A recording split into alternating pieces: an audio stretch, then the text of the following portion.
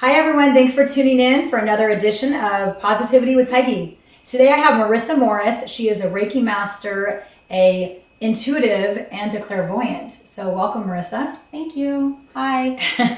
So Marissa helped me tremendously. A few weeks ago, I was just in a funk. I was just in in that spot where I'm like, okay, do I regret that I left the show? How soon are all these new opportunities coming to me? And I just felt like all these questions that weren't answered. And so somebody had referred me to Marissa, and she's down in beautiful Encinitas, California. So it was a gorgeous drive, and I had time to make phone calls because I had no babies. And you fixed me. I mean, I have been just feeling great ever since I saw you. Yay. So I wanted to share you and what you do with my viewers. So let's start first off by talking about, what exactly is Reiki. So tell us kind of how you got involved with it and how long you've been doing it. Okay. Reiki is basically one modality of energy healing. There's a ton of different modalities out there. There's some that are more scientific, some that are more spiritual. There's so many different kinds, and all of them are wonderful. It's just kind of like religion. When people get into healing work, you find what resonates most with you, and you go with that. And in my case, it was Reiki. It came in a time in my life when back in 2008, I had a near-death experience. I'm not sure if I actually died or not. They don't have a record of it. But what happened was I crashed my brand new Mercedes into a fire hydrant. I have epilepsy. Had a seizure while I was driving, hit the fire hydrant, and the whole car filled up with water before anyone could get there to get me out of there. Yeah. So what happened from that accident was I lost my memory for about 10 months. I remembered some stuff, but not everything at all. I had 3 companies going at that time. I was a real estate and mortgage broker, and I had a marketing company. And so you were in a totally different lifestyle then. Oh my gosh. You were in this stressed out world. And but stress was normal for me. Stress was totally normal for me. And it's like I liked stress. So I had 20, 30 phone calls coming at me at every single, at any given time. And that was normal for me. So I can see why I had a seizure when I did, as the market was crashing and all that stuff. So anyway, I hit the fire hydrant that night. It was like 8 o'clock at night. It was dark out. And I remember myself popping out of my body. And I remember looking down at myself and basically looking over at another girl that looked exactly like me, except she had green eyes. And then there was another angel or something like that standing on that side. And I looked down and basically went, "You guys can't make me go back there." She's bummed. She just totaled her car. The fire, the fire department's coming. She's not going to survive. She's going to be sick. She's going to lose her memory. She's going to lose her company. She's going to have no money. Oh my God. Yeah. So I look over at this person that looked like me, and she goes, "You have more to do. You have to go back." And I remember thinking, there's no way you guys can make me go back. There's no way. I mean, look, her life sucks. It absolutely sucks. She's so stressed. She has no life. All she does is work, and she's just not happy. But the thing that trips me out now looking back is the fact that I was calling me she. And I remember looking down at the girl I was laying on the cement. By then they had bashed open the window and pulled me out, and there was people running around all over the place, trying to call the ambulance and stuff like that. And I just remember looking down at that girl, and I had absolutely no emotional connection to myself. It was just like, I'm not going back. I'm not going to do it. And I remember just kind of crossing my arms and saying, "You guys can't make me do it. I'm not going back." And next thing I remember is just throwing up water, and they're pounding on me, asking me what my name was, asking me if I knew who the president of the United States was, all the type of stuff that they do after people have seizures or really bad accidents. And I remember thinking, oh, this is the most horrible feeling ever. I hurt, I was wet. It wasn't even like, oh, I just got in an accident and I hurt. It was more like, I feel so human. I feel so human now, because it was literally the best feeling I've ever felt in my entire life. It's like I knew everything. I was everywhere. I knew where I'd been. I knew where I was going. And it was just this amazing feeling of love that I had. And that's what got you started in... And that's what got me started, because after that I was on a mission. I was like, I'm going to figure out how to always feel this way. Yeah, how am I going to feel this way always? I started researching out-of-body experiences, near-death experiences, astral traveling, all this crazy stuff. I was raised Christian and still am a Christ believer. And so I started delving into things that would probably be considered evil by religion and stuff like that. So started getting a little nervous, and then I came across Reiki. And Reiki is said to have been started by a Christian that brought it over from Japan. It's an energy healing technique. It's not a religion. There's no dogma or religion attached. It's just basically 5 principles, just for today, I will not anger. Just for today, I'll work hard. Different 5 different principles of just being a good person. Pretty much every religion has that, has their little principles that they set. Now, typical Reiki, and correct me if I'm wrong, the Reiki healer will feel over, so it's never a touch with the person. You're not actually in contact with the person, but you're feeling over the body, and you can feel where the person may be out of alignment or if they have an injury, but you're also feeling energy, if they've got bad energy around them, if they've got cords connected from relationships from the past, whether it's just a friendship or an intimate relationship. But what I like about you is that you also are an intuitive and a clairvoyant. So tell me how that all incorporates, and then I definitely want you to talk about the cords, cutting the cords. That's a big one. Everyone needs to do this. Yes, that's a very big one. When I got my first healing, I felt so amazingly different. It wasn't even funny because of all the cords from ex-clients, and I had a nonprofit helping people keep their homes and all this, so I had all of their energies attached to me too. So we're always taking on other people's energies. Oh, constantly. We're just like big, huge magnets. Anytime you think about anytime someone thinks about you, they attach to you. That's a cord. It's a thought pattern, basically. So when you cut the cords, you're obviously not physically cutting the cord, but you're energetically releasing that cord so that I'm no longer attached to this person. Yeah, as the Reiki healer? Mm-hmm. Yes. As the Reiki healer, I go in, I do a body scan.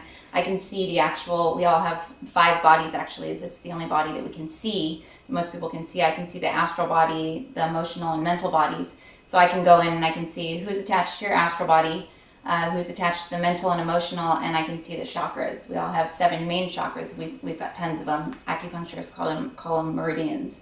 But the 7 main chakras is what Reiki works with. And I can go in, and a lot of Reiki healers can go in and see where those cords are attached to. Ex-lovers, ex-boyfriends, ex-friends, people that we work with that we just don't really like that much. Have done this wrong. And the chakras, my chakra, I think my center one was going the wrong way or something, and you would fix that. Yeah. So it was going the wrong way. But. So how does that affect everyday life? Like, why is it important for somebody to come to, someone like you that is a Reiki healer that can help them? How does that affect us?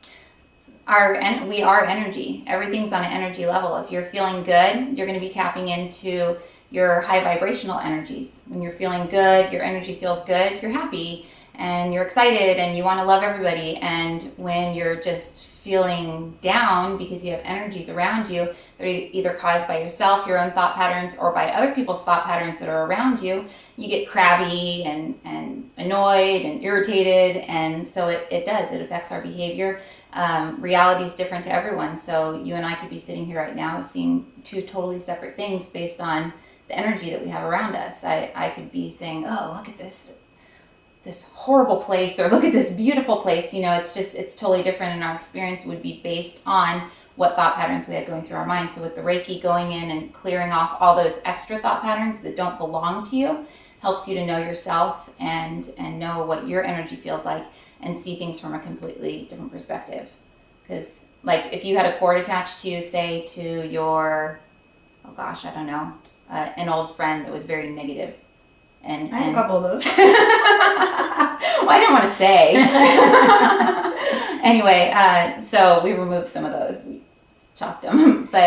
And then what I like, and I had mentioned before, is that you're an intuitive and a clairvoyant as well. So explain that a little bit and how your session might be different than someone that just does a traditional Reiki. Oh, okay. So the traditional Reiki, I teach this to people, even people that aren't intuitives or clairvoyant or psychics or whatever you want to call it, is you go in with the intention of clearing off all cords to the person in their astral body and all their other bodies. They just go in, they barely touch the person, or they're about this far off from the body, and they just remove all the cords. with me, I go in and I'm able to tap into who the cords belong to. And I can say, you know, Peggy, you've got a cord right here on your solar plexus, and it's attached to a blonde lady or whatever, and it's an interactive. We go back and forth. I call my sessions, I call them Reiki readings. Most Reiki healers will go in and do the healing. I do this type of healing too, but people usually come to me for the Reiki readings. But go in, do the healing, and then afterwards they'll give you a short little message about what your angel guides, your teachers, or what they've given, the messages that person has been given while they're doing the silent healing. But with mine, it's, as you remember, we were talking back and forth. I was going, who's this person? Oh my gosh, this person makes me feel like I'm going to throw up. Man, I felt some of the energies that were attached to you, and whew.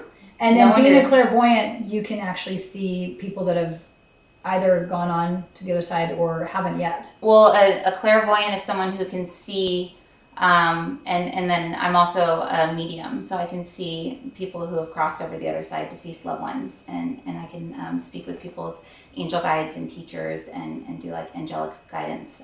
Because my grandma came in the room, so that was interesting. Oh, see, I don't remember the sessions because I kind of go into a meditative state when I'm doing the actual healing. So, what were we talking about? The cords. Well, and I just wanted you to explain how you're different. So because you're an intuitive, you can also, and you're clairvoyant, you can also see other things that perhaps other healers don't. Yeah. And kind of guide people on maybe what they need to do in the future or what path is right for them. And I think it's huge with Reiki. I have a lot of people that come in, and I have tons of Reiki healer friends that do the Reiki sessions, and they have people that come in once a week, every week on the dot, because they're getting the energies removed from them, but they don't know what the energies are. So if you don't know what's being removed from you, you don't know either what to avoid or what to see. Say you have a connection connected with an ex-boyfriend or something like that, and then you get into another relationship, and that ex-boyfriend, when he used to go to the store, he used to cheat on you.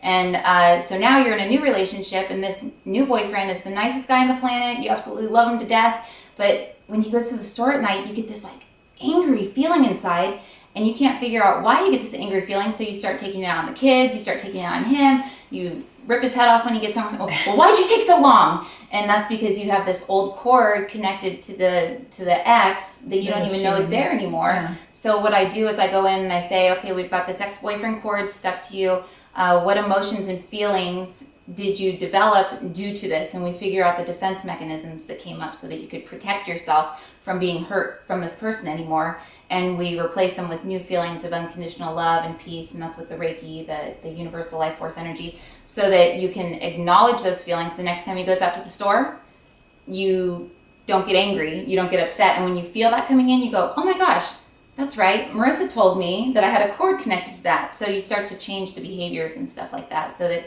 just all around you feel like a more complete happy person. Yep, happy person. It's really just, I mean, it's just an amazing difference with the energy, and any energy healers can clear these things off. But what I do with the acknowledging the cords and telling you what they're connected to and who they're connected to, even jobs, they can be connected to jobs or houses or people, any situations, and by telling you who they're connected to, it gives you more of an ability to make sure they don't come back. And who you should stay away from. Yeah, exactly. And how can people contact you? You have a website. I have a website. It's discoverintuition.com. I'm on Facebook. And she's in beautiful Encinitas, so it's a good excuse to go to Encinitas. Well, Marissa, thank you so much for spending some time with us today, and I look forward to our next Reiki session. And until then, everyone, stay positive. Bye.